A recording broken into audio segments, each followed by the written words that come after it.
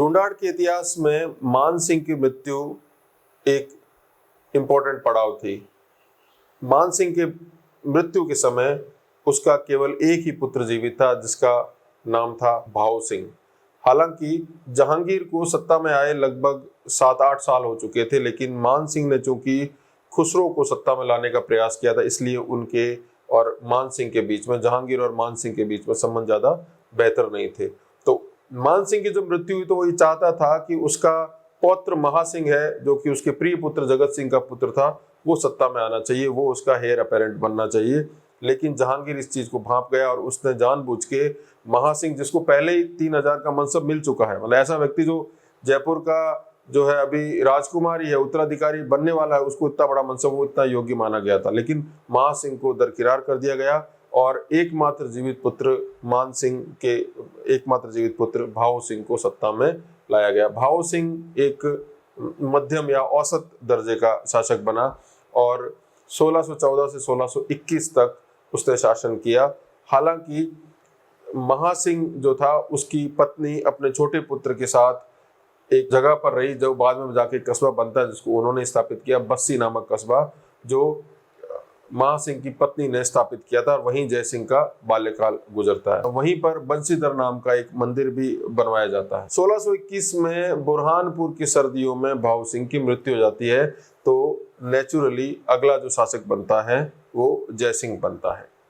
जय सिंह को मिर्जा राजा जय सिंह भी कहा गया। 1621 से 1667 तक लंबा कार्यकाल इन्होंने 3 मुगल बादशाहों के समकालिक रूप से कार्य किया। जितने योग्य मान सिंह थे, उसके लगभग उसी दर्जे के योग्य मिर्जा राजा जय सिंह माने गए। बहुत इंपॉर्टेंट शख्सियत है, बहुत इंपॉर्टेंट पर्सनैलिटी है ढूंढाड़ के कछवा इतिहास में। जय सिंह जब सत्ता में आए, जिसको जय सिंह प्रथम भी कहा जाता है, उनकी आयु मात्र 11 साल थी और जैसे ही उनको शासक बनाया गया तो उन्हें मलिक अंबर, जो दक्कन में एक व्यक्ति था जिसने मुगलों की सत्ता को चुनौती दी थी, उसको क्रश करने के लिए, उसको कुचलने के लिए उसके नेतृत्व में, उसके तत्वाधान में एक सेना भेजी जाती है। वहां उन्होंने अद्भुत साहस का परिचय दिया।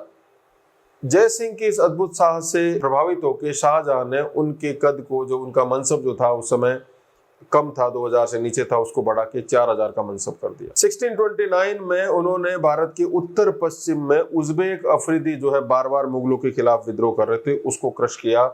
और अगले ही साल उन्होंने जहांगीर के समय खाने जहां लोधी नाम के व्यक्ति ने विद्रोह किया था, उसको दबाने का भी कार्य किया। 1636 में जब शाहजहां का शासन चल रहा था, तो दक्कन के सूबों को जीतने के प्रयास मुगल बारंबार कर रहे थे। आपको ये बात पहले भी मैं बता चुका हूं कि मुगलों के अधिकतर सूबों को जीतने का कार्य कछवाहा राजकुमारों ने किया। मुगलों का जो था वो चिन्ह था, लेकिन जो ट्रू बहादुरी जो है, जो वास्तविक फील्ड पे लड़ने वाले थे, वो कछवाहा थे। तो यहाँ पर भी बड़े से बड़ा विद्रोह हो तो वो भी दबाने का कार्य जय सिंह करते हैं। 1636 में जब दक्कन हाथ नहीं आ रहा था, सभी लोगों को आजमा चुके थे, वहां पर भेजा जाता है जय सिंह को, जिनको मिर्जा राजा की उपाधि मिल चुकी है। मिर्जा बोला जाता है उन लोगों को जो मुगलों के राजकुल के लोग थे और जिनमें मुगल ये मानते थे कि विशिष्ट प्रकार के गुणों वाले व्यक्ति। तो मिर्जा की उपाधि एक हिंदू, एक राजपूत शासक को मिलना उस समय में बहुत बड़ी बात थी।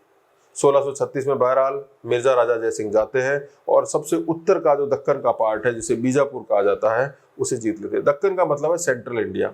एक चीज आप जी समझ लीजिए, मुगलों का जब शासन था तो दक्कन भारत में और दक्षिण भारत में पहले एक बहमनी साम्राज्य होता था। बाद में बहमनी साम्राज्य के 5 टुकड़े हो गए। उनमें अहमदनगर के निजाम शाही वंश, बीजापुर के आदिल शाही वंश, गोलकुंडा के कुतुब शाही वंश, बरार के इमाद शाही वंश और बीदर के बरीद शाही वंश, ये 5 वंश हुआ करते थे। तो बीदर मिल गया बीजापुर में, बरार मिल गया अहमदनगर में, तो 3 बड़े स्टेट बचे। सबसे ऊपर का जो स्टेट है उसका नाम अहमदनगर है। अहमदनगर को अकबर उसका उत्तरी पार्ट जो है, जिसको फारूकी वंश में कहा जाता है, असीरगढ़ की अंतिम विजय के रूप में 1601 में जीतता है। उसके बाद दक्कन के जो 2-3 बड़े जो एरिया रहते हैं, अहमदनगर, बीजापुर और गोलकुंडा, वो भी अभी अविजित रहते हैं। तो बीजापुर को जीतने के लिए जहांगीर जीत नहीं पाता है। शाहजहां जो है 1636 में मिर्जा राजा जय सिंह को भेजता है। बीजापुर को हथिया लिया जाता है। 5000 का मनसब मिर्जा राजा जय सिंह का कर दिया जाता है। हालांकि जय सिंह को मिर्जा राजा की उपाधि 1637 में मिली, जब उसने कंधार, जिसे कंधार भेजा गया, कंधार जो वर्तमान दक्षिणी अफगानिस्तान में स्थित है। कंधार मध्य एशिया में कोई बहुत इम्प्रेग्नेबल फोर्ट्स बोलते हैं उसको, ऐसे किले के रूप में माना जाता है। उसको जीतना बहुत मुश्किल था।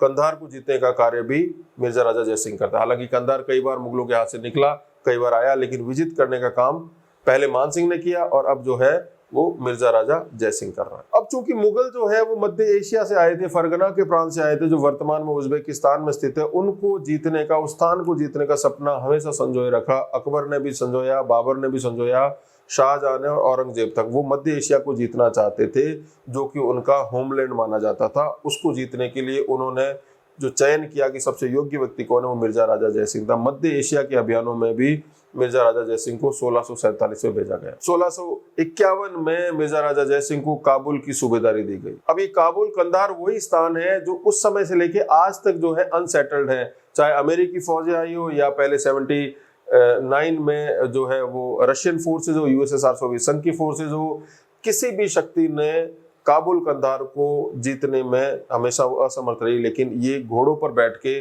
चाहे वो मानसिंह हो चाहे वो मिर्जा राजा जयसिंह, उन्होंने जीता। अब 1650 का डिकेड जैसे स्टार्ट होता है, उत्तराधिकार के संघर्ष प्रारंभ हो जाते हैं। आलमगीर औरंगजेब के बीच में, दारा शिकोह के बीच में, शुजा के बीच में, मुराद के बीच में। तो वैसे में शाही सेनाएं जो थी वो दारा शिकोह के साथ थी। अतः दारा शिकोह की सेना, जिसको शाहजहां भी सपोर्ट कर रहा था, वो हालांकि बीमार था। मुसम्मम बुर्ज में वो कैद था। कैद क्या था, होम अरेस्ट पे था।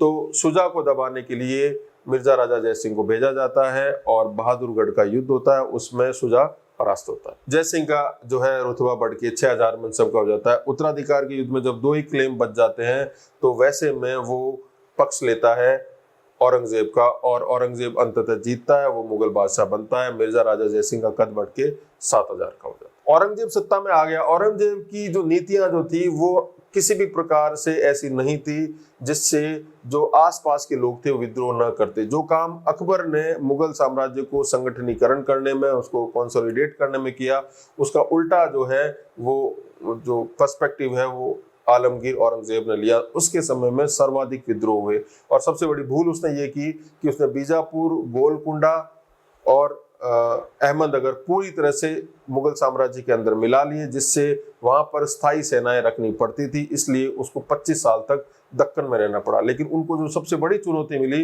वो मराठों के रूप में मिली। शिवाजी महाराज जो अपने आप को सिसोदियों के वंश के जो है मानते थे, और उन्होंने मुगलों को नाकों तले चले चबवा दिए और उनको जीतने के लिए, उनको हराने के लिए कई अभियान भेजे गए। चाहे वो शाइस्ता खान गया हो या अब्दुर्रहीम खान खाना गए हो, कोई भी उनको हरा नहीं पाया। आखिरकार मिर्जा राजा जयसिंह को इस जिम्मा सौंपा जाता है और वो कूटनीति से शिवाजी महाराज को पराजित कर लेते हैं। 1665 में दोनों के मध्य एक संधि होती है जिसे पुरंदर की संधि कहा जाता है। पुरंदर की संधि एक बहुत बड़ी क्रशिंग डिफीट थी शिवाजी के लिए। शिवाजी ने जयसिंह के साथ ही संधि करना बेहतर समझा। वो नहीं चाहता था कि वो औरंगजेब के साथ संधि करे, क्योंकि वो उससे घृणा करता था। लेकिन जयसिंह ने बार बार अपनी पोजीशन क्लियर की कि वो उनका एक सेना नायक है, वो राजा नहीं है, इसलिए एक राजा को राजा के साथ संधि करनी चाहिए। तो आपको जो है दिल्ली दरबार में हाजिर होना होगा। आखिरकार पुरंदर की संधि होती है। बहुत बड़ा हर्जाना, वॉर रेपरेशन पे करना पड़ता है शिवाजी को। शिवाजी को 23 किले सौंपने पड़ते हैं। अपने जो बड़े बड़े किले उस समय के, जो किलों के आधार पर ही, दुर्गों के आधार पर ही सबसे बड़ी राजनीति शिवाजी ने की थी। हमारे यहाँ ये धारणा ये है कि राजस्थान में सबसे ज्यादा दुर्ग है, जबकि महाराष्ट्र में 3 गुना ज्यादा दुर्ग पाए जाते हैं राजस्थान के मुकाबले। पर्यटन की दृष्टि से वैसे आपको बता रहा हूँ। तो ये सारे किले शिवाजी ने या तो जीते हैं या शिवाजी ने बनाए। तो 23 किले वो मुगलों को सौंपने पड़ते हैं और मुगलों के दरबार में वो हाजिर होते हैं।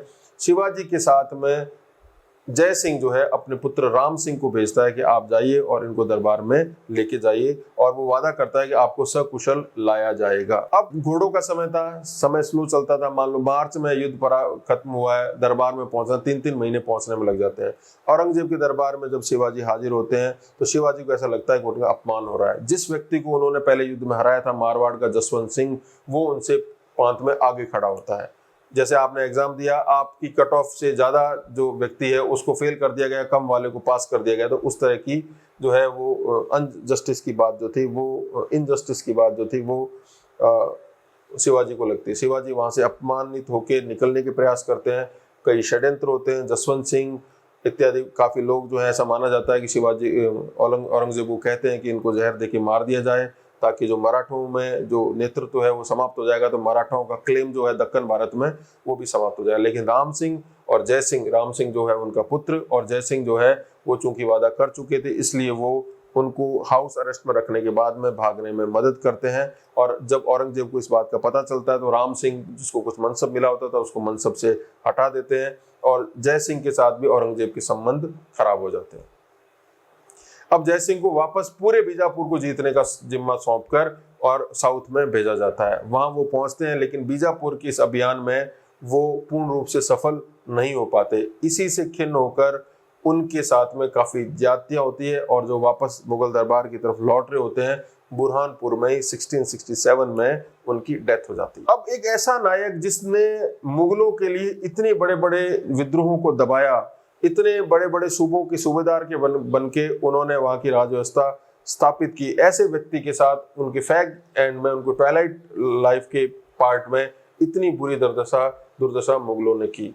तो जदुनाथ सरकार एक हिस्टोरियन है जिन्होंने मिलिट्री हिस्ट्री ऑफ इंडिया लिखी है, वो ये कहते हैं कि उनकी स्थिति बिल्कुल वैसी है जैसे एलिजाबेथ फर्स्ट के काल में वॉल सिंघम की थी, कि इतना सेवा करने वाला व्यक्ति जितना महान है, सेवा लेने वाला व्यक्ति उतना ही जो है वो जिसको बोला जाता है कि माइजर है, मतलब उसने जो सेवाएं दी है उसको उसका पूरा क्रेडिट ही नहीं मिल रहा है।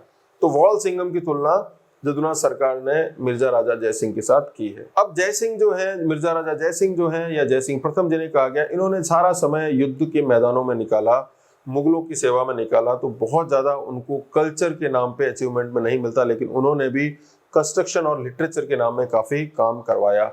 इन्होंने कई ऐसी जगहें थी जहां पर जो है महल और किलों का पुनर्निर्माण करवाया। उन्होंने जयगढ़ में एक किला बनवाया, आमेर में एक महल बनवाया, औरंगाबाद में एक कस्बा बसाया जिसका नाम था जयसिंहपुरा। उनके दरबार में हिंदी के रीतिकालीन बड़े कवि हुए जिनका नाम था बिहारी, और बिहारी जो है वो सतसई लिखी उन्होंने, श्रृंगार रस के शिरोमणि कवि माने जाते हैं। उनकी एक एक पद पर वो 1 स्वर्ण मुद्रा उन्हें देते थे। दूसरे विद्वान जो जय सिंह के साथ थे, जय सिंह जिनके पैटर्न थे, जिनके आश्रयदाता थे, उनका नाम था कुलपति मिश्र। कुलपति मिश्र ने रस रहस्य, दुर्गा भक्ति चंद्रिका, संग्राम सार तथा कालिदास के ग्रंथ अभिज्ञान शाकुंतलम और कन्नौज के शासक हर्षवर्धन के ग्रंथ रत्नावली का हिंदी में अनुवाद किया। उन्होंने एक और रचना भी लिखी कुलपति मिश्र, जिसे नखशिख भी कहा जाता है। कुलपति मिश्र मूल रूप से ब्रज भाषा के कवि थे। अब मिर्जा राजा जय सिंह के बाद में अगले शासक आते हैं 1667 में, जिनका नाम है राम सिंह। ये 67 से लेके 89 तक लगभग 20 साल मुगलों की सत्ता में रहते हैं, मुगलों की सेवा करते हैं।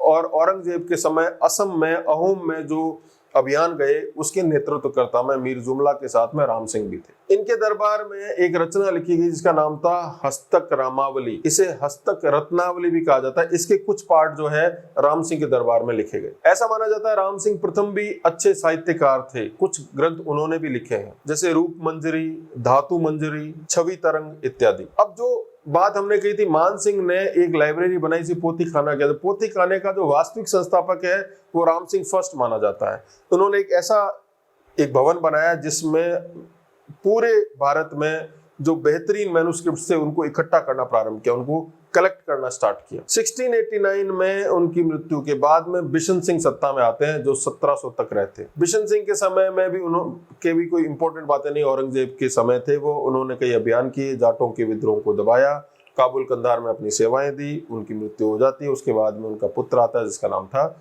जय सिंह द्वितीय, जिसे सवाई जय सिंह भी कहा गया है।